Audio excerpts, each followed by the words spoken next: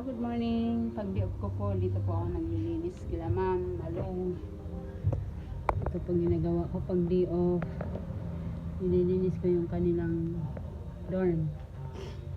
Dorm ng mga estudyante.